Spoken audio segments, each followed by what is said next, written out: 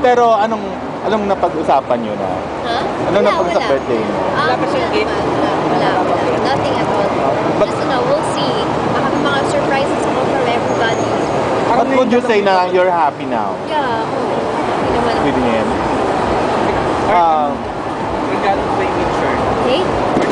Oo nga, actually, hindi ko pa nga maisipan kung ano regalo ko kasi hindi naman talaga kami nakagala masyado sa Thailand. Wala akong pasalubong. Wala akong pasalubong sa kanya. Sa mahilap, yung mga bracelets na binibenta nila doon, hindi lahat maganda. Yung mga silver, hindi naman siya gano'n. Mga bracelet, yung mga Hermes, mga bracelet ni Chard. So, hindi ko siya binilhan. Pero in fairness sa kanya, noong Christmas, binigyan din niya ako ng Christmas. Not-touch naman lang, binigyan niya ako ng Hermes na cologne. So, kailangan ko pa siyang hanapan ng magandang regalo. Would you say now, Heart, that you have an inspiration already? Oo, everything naman. Yeah, of course.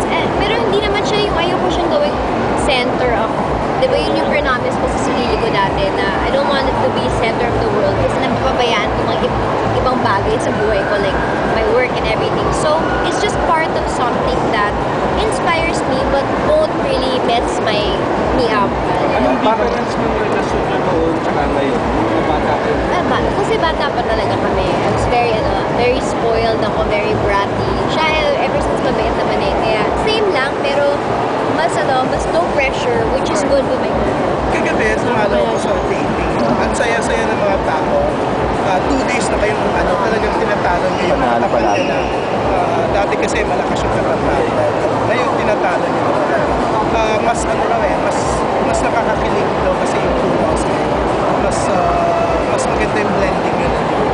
Lalo na yung story. Oh, the story is really nice. Kasi, na-in-love na si Jessie talaga kay Richard. And nandun na yung jealous factor. So, nakakilig yung mga ganon. Kahit kami, Richard, we really enjoyed the show, yung sena namin. Nakikita naman nila kasi talaga yung mga tawa namin doon, totoong tawa.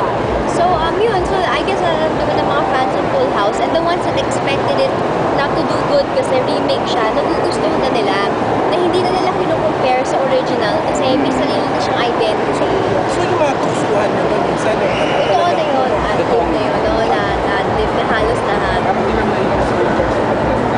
Oo, cute. Pero, hirap siya gawin yun dahil talagang ayaw yung gawin. Ikaw, kinoach mo siya? Kinoach ko siya, tinuruan ko siya ng sayo, ng kanta. Tapos, bago pa namin kunin yun, sabi ko, pwedeng iba munang eksena kunin natin.